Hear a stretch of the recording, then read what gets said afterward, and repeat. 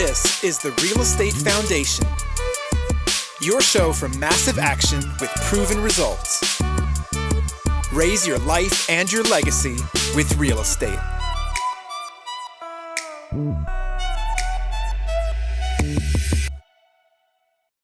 Are you ready to take your multifamily game to the next level? Well, you need to join us October 12th, Saturday, October 12th, for our one-day multifamily foundation workshop. We're going to bring it to you live. We got a list of 15 speakers that are going to go through the process of everything it takes to get your mind right, get the deal right, learn the terms, understand the markets, learn how to find the deals, learn how to underwrite the deals, learn how to put your team together, everything from property managers to brokers to insurance companies. Beyond that, what's the proper way to raise funds for a deal and how to close a deal and what to do after you take over a deal. So it's going to be a huge event. It's going to be awesome for you to join us. Got a great space. It's going to be here in New Jersey, in Springfield, New Jersey. Of course, it's going to be a one-day event, but we got everything packed in from 8 a.m. to 7 p.m. Right now, if you put in the code workshop, you're going to get a special discount. And again, that code is workshop. You need to go to multifamilyfoundationworkshop.com. Again, www.multifamilyfoundationworkshop.com, and go fast because we've sold a ton of tickets for this. I actually was able to get a bigger room, but that's filling up quickly as well. So again, www.multifamilyfoundationworkshop.com, put in the code workshop. There we go. Got that down. And look forward to seeing you so we can all take massive action together. Well, hello again, and welcome to another edition of the Real Estate Foundation podcast. Thanks for coming back in with us. We have a special day here. We are actually down in Trenton at Hive Studios for PodMax with On Air Brands. And this is going to be coming to you out in a few months. But from here, you can always go to iTunes, give us a 5-star rating review or any review for that context. We just want to hear from you. Go there, tell us what you like, tell us what's working, tell us what we can do better so we can bring you the best value. But you're going to have no problem with that today because we are super excited. We got a great guest with you today, Shomail and Farhan Malik. Hey guys, how are you? Doing well, Jason. Great. Happy to be here. Well, happy to be here, Jason. Good. So this is exciting. We're actually having literally a live interview with them right here with us. And so Shomail and Farhan are from Apex Capital Group, which provides turnkey cash flow properties for investors in New Jersey, Ohio, Baltimore, and Lehigh Valley markets. They've been very active wholesaling and rehabbing business in the state of New Jersey and have raised close to $40 million in private capital and completed over 600 real estate transactions. Wow, 600. Is that was correct, right? That's correct. That's awesome, guys. So talk to me here. So when did you get started and why? So we've been at it quite some time. Farhan got started before I did. Started as real estate agents when we were in college, introduced through a friend that was a downline in multi-level marketing. So I had recruited him into a company that was going head-to-head against America Online. Remember back in those days when we had dial-up service? So we were building a company that was recruiting folks and had about 240 downline. This kid was the son of the gentleman that master franchised Keller Williams all across New Jersey. And so we got started in real estate, going to real estate school, got together with Keller Williams, and then we were learning real estate as agents back in those days, driving up from Rutgers all the way up to North Bergen, New Jersey. Fast forward a couple of years, he took a different route, and Farhan will tell you about it, but I went into pharmaceutical selling and then kind of grew there in training and then management and so on. 2008, my journey was that I watched him do a 6-figure deal. I think he made about $130,000, and it was the only deal you did that year. And I was sitting at home, I was at work in my corporate job thinking, I'm going to have to work the entire year, and I won't even make that much. And so I started looking at that. He told me a little bit about bandit signs and all this stuff that I was kind of seeing and exposed to. And in those days, short sales were a big thing. So buy these properties 20 to 60 cents on the dollar, buy it at 9 o'clock, sell it at 9:30, half hour later in your attorney's office and walk out with a $50,000 check. Like that sort of thing. Exactly. Yeah. Right after Lehman crashed and, the domino effect took place of banks defaulting one after another. So that's what we were doing in those days. And then that kind of evolved into the HGTV stuff where you rehab houses because banks started stipulating that you have to hold the properties So there were deed restrictions and things like that that came into play. So we started renovating homes and then selling them. That then evolved into new construction that we did in Jersey City. And then after that, our investors who would, put funds into these properties started saying, look, I like doing these rehab fix and flips, but do you have something where I could get more consistent income? And so what we were doing was I was taking all the money that I was making in corporate and also from my rehab flips, and we were buying rental properties, single families, smaller multifamily units, just to increase that residual income so that it exceeds our expenses and hopefully we could be financially independent. And so that was the path that I took. I said, look, this is what I do with my money.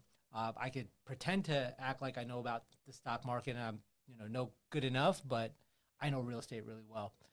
Eat it, sleep it, breathe it. And so this is where I park my money. And so we started basically taking the rental properties that would come to us. And of course, our capital is finite. So we would just wholesale it to our own clientele. And what we saw in the market was that, well, people didn't want to hire a general contractor, a physician that's busy doing surgeries all day long, doesn't want to go and hire a GC to do the renovations, and then a leasing agent.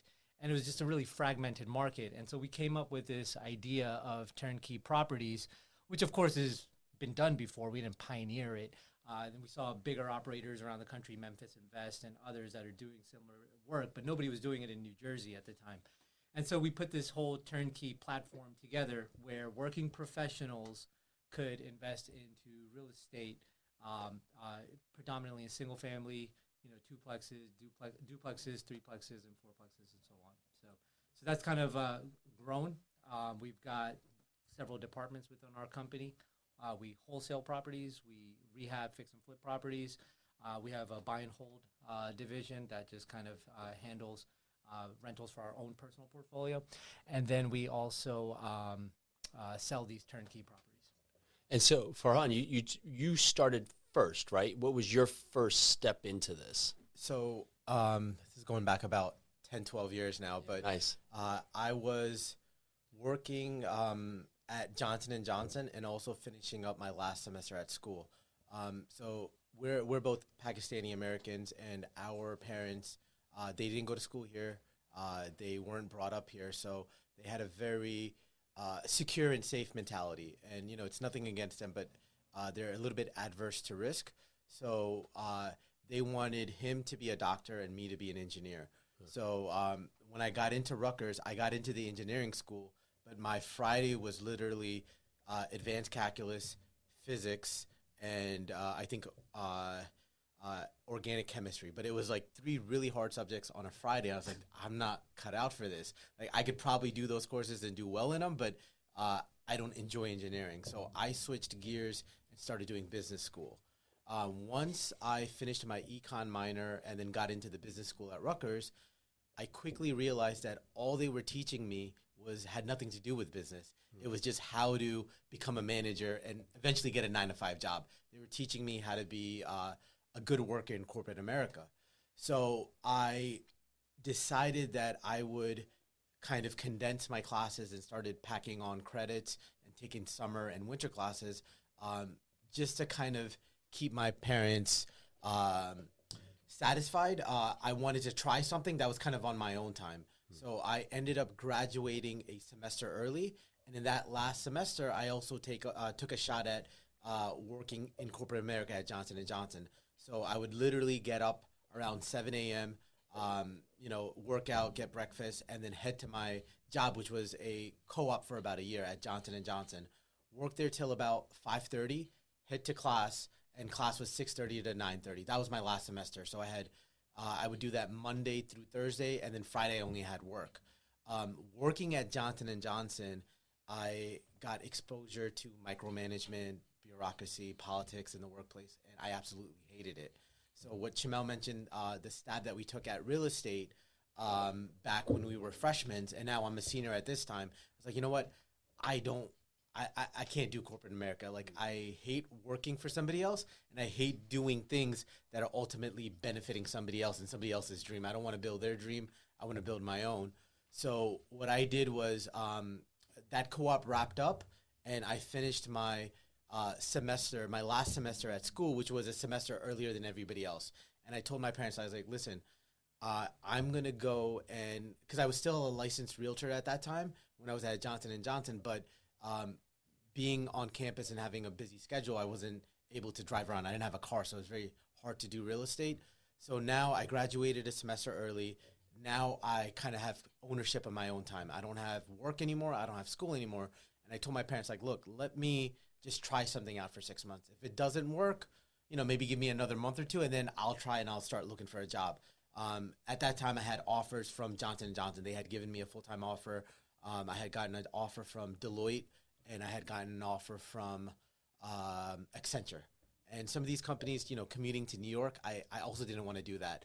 Sure, it's a little bit fun going into the city, but if you do that day in and day out, I think it kind of takes a toll on you. So you basically had this golden ticket for a lot of people, what they want, right? You had all these offers, you had all this opportunity, but yet it wasn't there. No, because I was like, look, I got pretty good at interviewing. So I was like, if I needed to get a job, I think I could do that again, right? I could just rack up the interviews, send my resume out, but let me delay it 6 months because kind of what we were talking about earlier when you were talking about the podcast is like, now is the time to start. There'll never, ever be a perfect time. We were talking about kids. I got 3 kids. You got 3 kids. You know how busy it gets when you get home. You don't have a second to think by yourself. And I was thinking, you know what? Now is the time to do it when I don't have any responsibilities, when I'm not married, when I don't have kids. Let me take the risk now and let me not take, the easy way out because I don't enjoy that. I don't like working for somebody else. Just wasn't wired and built that way. So at that time, this is like 2005, 2006, end of 2004, going into 2005, because I graduated college December of 2004. And I went, I didn't know much about real estate, YouTube, Facebook, et cetera. They weren't that big, so there wasn't that much content on the internet to just kind of pick up. And there wasn't a lot of guys doing courses and things like that. So I was like, what better place to start than just sales? So I just started off as a realtor, did a little over $100,000 in sales that year. But while I was doing that, I started finding some depressed markets that were on the up and up. One particular development in New Brunswick, New Jersey, close to where Rutgers University is, had some properties that were going up for sale at a deep discount. And there was another building in that same development that had burned down, and they were building that back up new. And I saw that those were closing for about $40,000 or $50,000 more than what the market was. So I picked up 3 of those units, knowing that an appraiser is going to probably go off these recent sales, not knowing the history that this thing burned down and then built up a little bit new. That ended up working out really well for me because what I did was I bought a 1-bedroom, and I was literally running my business out of the living room while 2 of my friends would share the bedroom, and I would rent that out to them. So I was making money on top of the debt service that I had, and it was just right next to the train station. So they would walk over and then they would commute to New York. And then the other 2, I just did a quick renovation and flip on it. And then that was kind of like the aha moment. I was like, okay, great. I'm working for myself, but at the end of the day, I don't want to be driving around people on the weekend showing them houses because I just wasn't interested in that. So the money that I made on the flips was pretty much equivalent to what I did in sales. But I was like, look, I'm spending so much less time doing this, and I can really build my wealth that way. And that, fast forward about 8 years later, that just turned into doing a lot of deals that we were doing a lot of deals where we were buying and selling the same day. So, or wholesaling the properties. And then started getting into rehabs. I stayed away from the new construction. I kind of liked the low risk model and the quick turn model. So I would do light rehabs and really focus on wholesaling as much as I could.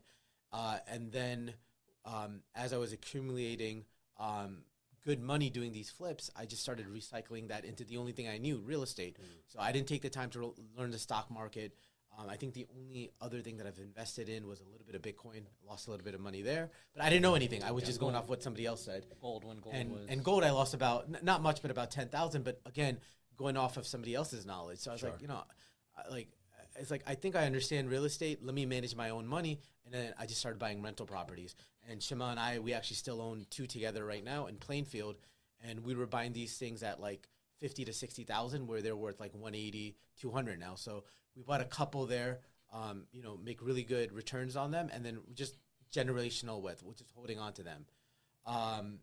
And then about 3 years ago, we were at this time, Shomail had seen what I was doing earlier on. He had started doing real estate, started going a different path. And then we were like, look, this is kind of like the systems and the processes and the line of business that I'm in.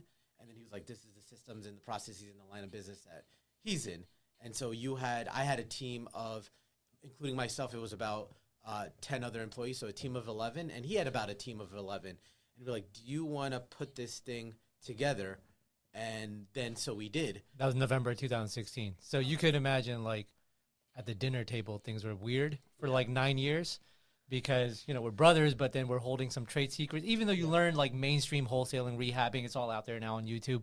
But we're like holding some nuances, some tricks that you pick up along the way. Your family, but you're competing. And yeah. I mean, and so it was like weird for 9 years in that sense. Because our backyard is the same too. We live a mile and a half away. Wow. So I was like, yeah, I picked up a deal Kids across go the to street school from together. you. So but it's how you were doing the marketing and stuff. So yeah, there was a little bit of awkwardness, but there was because we were so close in the same business, in the same exact market, and so close together.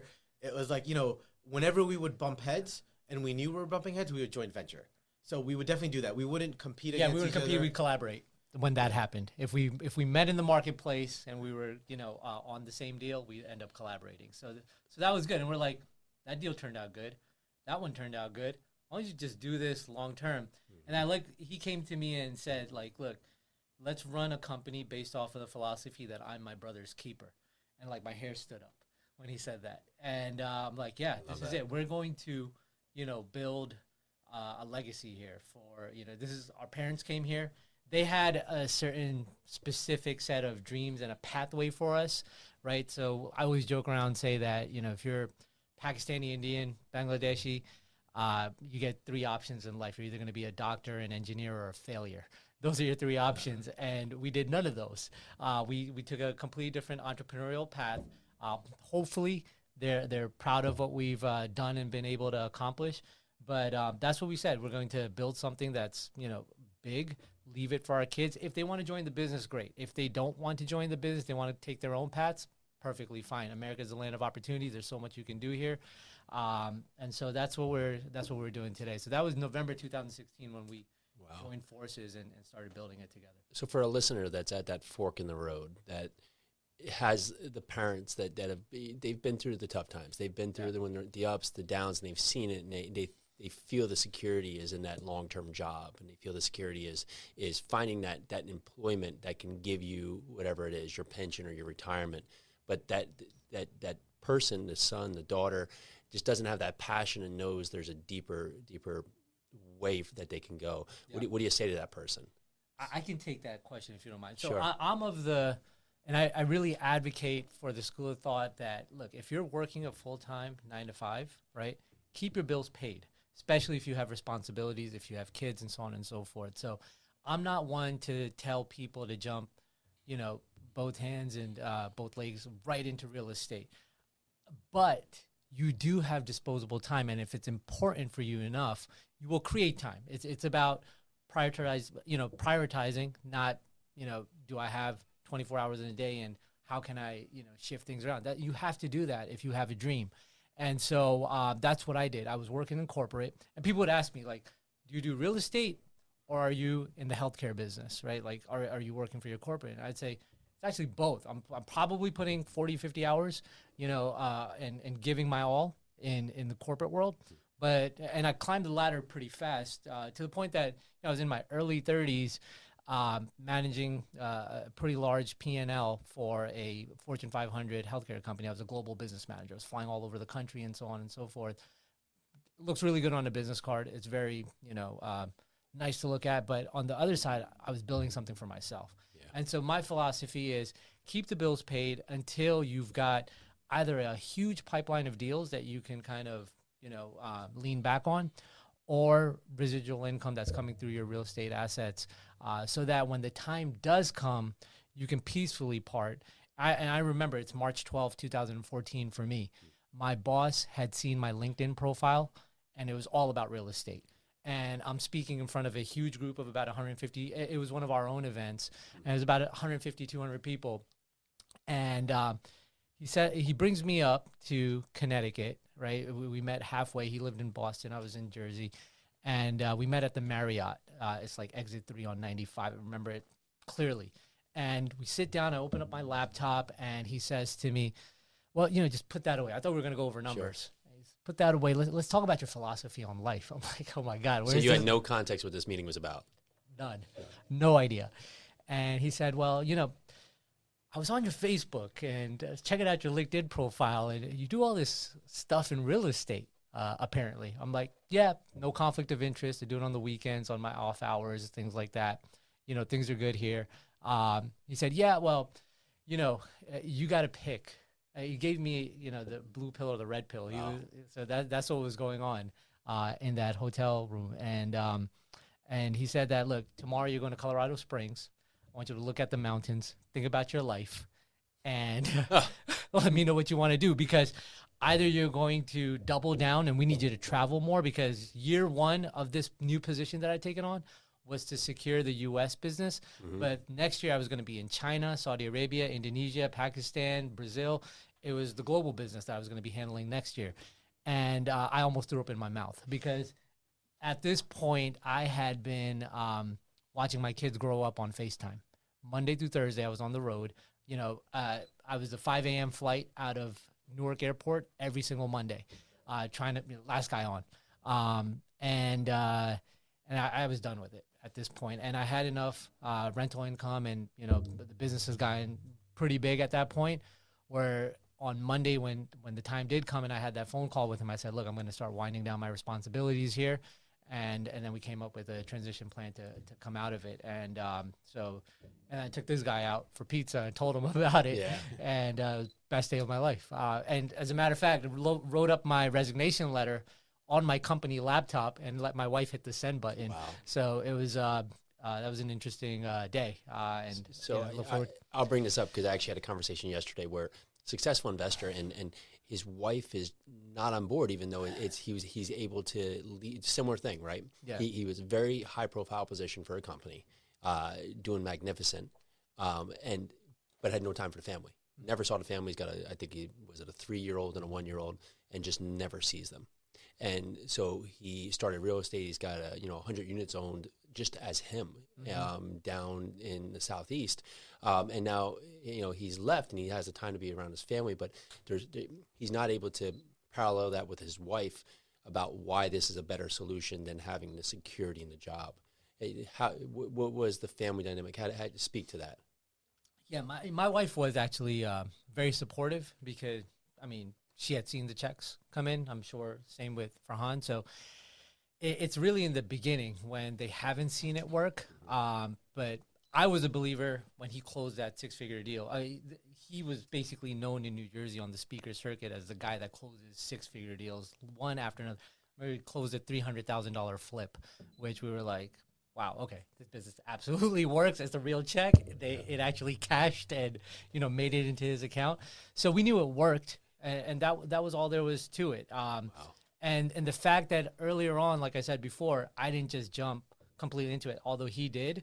He took a different path on that. Make sure that the bills were paid while I was building this. And so when that time came to make that leap, it was perfect. And, that was important that she was supportive all along. Yeah. And my wife she's a stay-at-home. So is Farhan's. So it's allowed us to provide that sort of lifestyle for them. Yeah. Now, you're both leaders. You're both very active in what you do. And so to come together, many times that's the fallout, right? Because you both have your own ways and you both have your own perspectives, and now you're aligning forces. How did you set up from a partnership side? Because you're both very successful working together. How did you set that up so there was clear roles and values? And so we'll go back to I'm my brother's keeper, which is really powerful, right? And you both came up with that. Well, how did you set this up so there wasn't that ultimate failure from the beginning? So I can take that question. So first, we went in 50-50 because obviously that's, we thought that was the right way to do it based on what he was bringing to the table and what I was bringing to the table. But before we kind of understood who was doing what roles, there was a lot of overgrowth in the company. Because remember, I said that there was 11 people from my side, including me, and 11 people from his side coming in. A 22-person operation, there was redundancies, and we just didn't need that many people. And there was a lot of things that we were doing in the business that were not our core competencies. So I would say it took about a good year to understand, maybe even a year and a half, to understand who we kind of knew who we were, but we didn't really know what Apex was, right? Because that was the new company that was born. And we are down to a team of 9 now. So, we got rid of more than half of those people. We had no business whatsoever being in the property management business. I mean, we got pretty good at it by the time, before we met Slate, who we partnered up with. But that's just not who we were. That's not what our core competency is. And that was really just kind of bringing us down from what our goals were, which were to find really good deals that make sense for our clientele, and do that transactional side of the business, and then also grow our personal rental portfolio. So once we had merged, we quickly started looking at where the redundancies were, where we were losing money, and what we did not need to do, and who just wasn't an A player, who did not have Apex DNA running through them. And as we started shedding, the people that just weren't a good fit, that took it took a year, because you're doing so many transactions, and it's kind of like, I need this project manager, because we're closing like 3 to 4 deals a week, because maybe about a year and a half we dived into a town called Willingboro, where in about a year and a half we closed about 110, 112 properties there. Wow. And each of them needed a $30,000 to $40,000 renovation to get them to that turnkey status that we wanted to offer them at. And to do that, there's a lot of blue-collar workers you got to manage, the plumbers, the electricians, the other tradesmen. And those guys are not very systematic to deal with, so you need a white-collar worker to kind of manage them. Yeah. So we had all these deals coming in, and we're like, well, really one of these 3 project managers that we have on payroll is really up to par. The others aren't. And, but slowly but surely we got both of them out. But it's like, I remember we got rid of the last one in June of this year. So, going right into the summer. And it's like, man, he's got this many projects. How on earth are we going to take this on? Yep. And there was always a sense of being in the dark with his projects, because you kind of don't know what you're going to expect. And if you have a team member that's like that in your organization, it just, you got to rip the Band-Aid off. Because once we did that, we were like, damn, we are so freaking busy, but we're not confused anymore. And we're free. We know what's going on. Yep. We know what's ahead of us. We're getting clear updates. And now, that team is there, right? And we have good revenues coming in, but we still have some of the problems from the past that we're dealing with, because we always want to do right by our investors. And, we're handling and we're cleaning them up, and we're liquidating those assets for them. But it's like, now that we got this team, and this noise will kind of, it'll kind of die down, we're going to go and we're going to absolutely crush it, as we're doing now. But once you're crushing it with the right team and with almost zero problems, sky's the limit. Exactly. So in that mess, and in kind of merging and kind of just putting everything together, we learned what he's better at, what I'm better at, and we kind of split up the roles. So we actually don't intersect in our roles at all. So we're not butting heads at all, because there's so much to do in the business, and we kind of split it up. And I'll get into that a little bit more. But that year of kind of going through those growing pains and figuring out who we were as a joint company, as Apex, who we were, it took all that cleanup and that scaling down and kind of figuring out who we were to figure out what our own personal roles were. Yeah, and I just have to say, so I don't know where Willingboro is, but if you think about 110 transactions for where you're putting $30,000 or $40,000 into each house here, assuming houses, right? Yeah. Let's just think about the overall greater impact of what Apex is doing, right? Yeah. You're bringing value. You're turning around a town, which I don't know how many houses are there, but you think about all the jobs you're providing, all the new real estate you're providing, all the value you're creating there. That's massive. And so when people think about this, just on a point of, so they're defining all these discounted deals, well, Potentially, but what is the bigger impact? All these people are getting these jobs, consistency in jobs. For sure. The greater trend of what you're going to do to the community there is amazing. So just taking that one town into consideration, there was 11,400 homes there. Wow. Right? And 400 were vacant because the town keeps a list of vacant properties. Those that they obviously know about, there might be more. And we made a huge dent in that. About 30% of that is our homes that we took on, renovated them, put people into them, and the town actually came back in a very big way. Sure. Where we started to create the market there.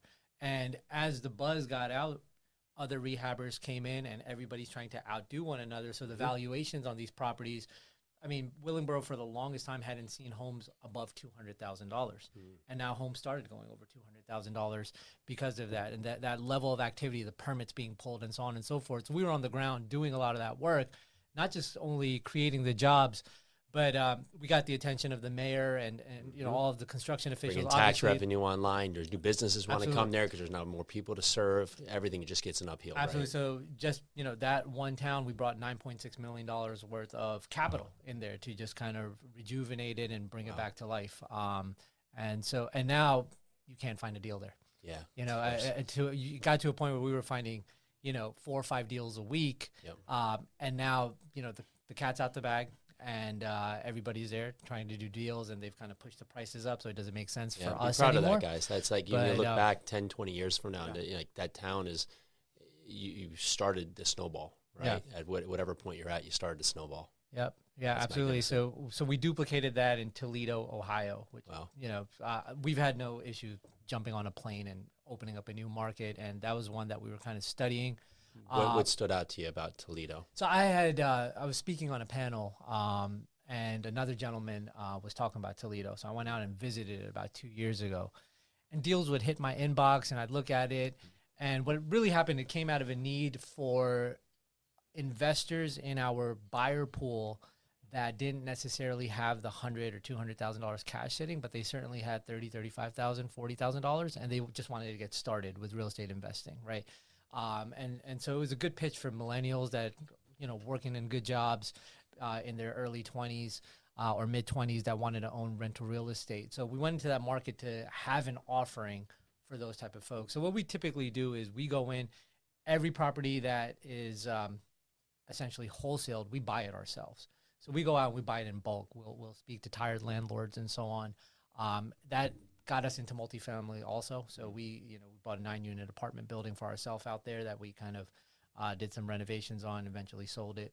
And so that's what it's been. And this is going to probably be our play for the next near future, is going to these markets that are emerging, find that trend, and then really plant our flag there and do about 100 properties. Because I feel that within 100 properties, you'll figure out all of the nuances, how to deal with the township, all of the inner workings of how to really be an expert in that one market instead of spreading ourselves too thin. There's 400 rental markets in the United States of America. You could be in Atlanta, you could be in Houston. People want us to go all over the place and open up shop, but we're taking our time and going deep rather than going wide. Yeah, I love that. So, guys, this has been awesome. Just listening to the rise and how you both come together. I want to jump over to our snap action questions right here. Just be short form questions right there. Farhan, what's the best piece of advice you've ever been given? Gotta think about that for a second. Sure. I mean, one thing that comes to mind is, and I wouldn't say this is the best, but a long time ago, a friend of my father just told me that, because he knew at that time when I was in college I was going to go into business, and he said that, listen, just remember this, if it wasn't written down, it's like if it was, it's as if it wasn't said. So whatever agreement that you're doing, whether it's with your brother, with another family member, with somebody that you're going into business, don't go off of verbal agreements, because there's so many scenarios, there's so many nuances to any type of business partner relationship that you want to get everything down in writing. So honestly, that's just the first thing that clicked in my mind when you asked me that. It's a very deep question, but I'm not sure if that's the best, but that's definitely something that I've tried to stay true to. Whoever, like, we just brought in, I think, $150,000, and and that's going to turn into 350 from someone yesterday in capital. First thing I do, we dot loop and send the agreement over, get that signed before I take the money. So amazing. I've kind of followed that to a T. Yeah, it's having protocol, sticking to your protocol, and letting it be the business instead of just figuring it out and then later on not understanding what you did. So exactly, and it's really for the other person. If that other person is not in business, they don't understand the nuances and stuff. So you want to make sure that you have templates and you get that down on paper and you present that to them and make them sign before you move forward with that, whatever that business venture is in whatever capacity that you're dealing with that person. Yeah, and it makes it both clear, right? Because you may say something and they may hear something different. Correct. And then on that point, if it's not done on paper, they say, oh, I thought you meant, Exactly. and then there's some sour taste to it, right? Exactly. So that's great. Shomail, what's a talent you wish you possess? That I wish that I possess? Yeah. It's the talent that he has, which is being able to sit down and have the patience to go through numbers. So I'm more big picture, let's expand and do more business development and things like that. Farhan's attention to detail is impeccable. And I wish that was something that I had, the patience and the ability to do. We both went to business school and looked at spreadsheets and all of that. But, he really knows how to dig deep into the numbers. He'll cross-check, recheck it again to the point that it's OCD. But because of that, we've caught, mistakes, underwriting issues that could have happened, and we didn't go into a deal because of that and saved us. So I wish that was something that I possessed. But that's why this union works so well, because I'm on the on the one side and we don't butt heads there, and he's on the other side, and then we're able to also provide constructive criticism to one another when we see it as a third party. That hey, I think you could have done this better, and neither of us takes it as a hit to our ego. We know that it just makes the overall team better. What's a lesson you've learned throughout this that has excelled your real estate career? First thing that comes to mind. Yeah, so I like to think about my answers before I answer, but I think one of the things, one of the lessons that I've definitely learned that's very applicable in this market is you got to do something different. You got to be unique. I mean, there is so much competition out there right now. There's so much, for a lack of a better word, stupid money out there. I mean, there's a county in New Jersey. It's about 30 minutes north of here, Middlesex County, and there are, sheriff sales have changed. What they're doing now is they are disclosing what the upset balance is, basically what the bank wants, and it's just kind of made it a little bit easier for the public to go in. So I remember about 4 or 5 months ago, I was going in there, and I was ready to buy. So I had about $300,000, and $300,000 was just deposit money. So that'll actually buy me $1.5 million worth of real estate. And I went in there with $300,000, and I walked out with $300,000 because people are overbidding by $60,000, $70,000 of what my max value is. So in a market like this, you just can't keep doing the same things over and over again. So one of the things that one of the lessons that I've learned is you gotta kind of take a step back from the daily operations, figure out what you're doing, figure out what the market is doing, and figure out what everybody else is doing, and do something different. And it may only be a millimeter, right? Sure. And one of the things for us was, and I wish that I did this, and I continued to do it 10 years ago, but I kind of stopped on. I know with with the internet and everything, things with Facebook, Google marketing. You kind of get that shiny ball syndrome because everybody's doing it and they're making a lot of money on the internet. But for motivated sellers that want to sell at a discount, I think nothing works like direct mail. Yeah. And we really got back into that. And on that side, again, that's spreadsheets, right? Because it's data and you're filtering it. So I started, we started really filtering our list and doing 3 to 4 pain points of scenario. Mm-hmm. And instead of attacking 5,000 people one time, we're attacking maybe 1,000 people 7 times. Yeah. And it seems like in just the last 2 months, that strategy alone has brought in like $200,000 worth of revenue. And it's because I took a pause, took a step back, and said, hey, listen, I can't keep doing the same things that we were doing last year because we're not getting 3 to 4 deals in Willingboro anymore. Something's got to change. Let me look at a different avenue. Let me look at something that other people are not doing. So, having, especially in a competitive market, you got to be unique. You got to be different. And you got to figure out if something is not working anymore the way that it was working, you got to abandon it and be adaptable and willing to change. Yeah, it's the Blockbuster example, right? Blockbuster just said, nope, this is it. And even though we're doing great, it wasn't thinking about how it's going to reflect going forward. And it's taking that time and having that moment to just say, okay, yeah, we're still doing deals, but is this the highest and best use of our time? Right. So last question before we tell the listeners how to reach out for you. What's your best tip for success? Best tip for success, study up. So get fully, educated and knowledgeable on what you're doing. Have the gumption to do something different, as Farhan was mentioning, to go in different directions. And then after that, it's cliche, but it's absolutely massive action, right? Yeah. Ralph Waldo Emerson said, do the thing and you shall have the power. You got to get into the motion of doing the business. So if you're just somebody that's just starting out, whatever that you just learned in your weekend course, you got to go out and implement it. Then you will learn along the way. It's on-the-job training, a lot of this stuff. Make a lot of contacts, absolutely change your network.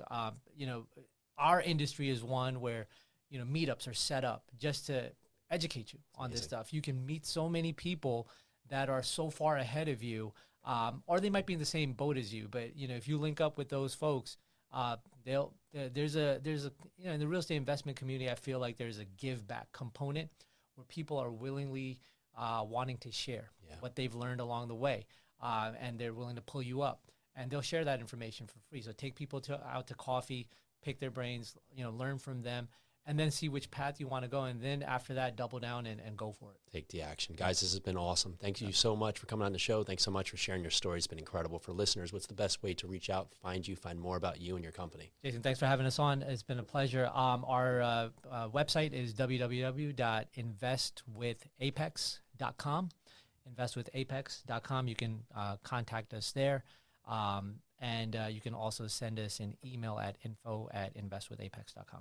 Amazing. Guys, thanks so much for coming on the show. This has been really amazing. I love just how you both work together, how you've both grown together, how you both took your separate routes and found your way back together, and just the change that you're having on communities. Thank you again. Thanks you, Jason. It's awesome. This is Jason with the Real Estate Foundation. Have a great day.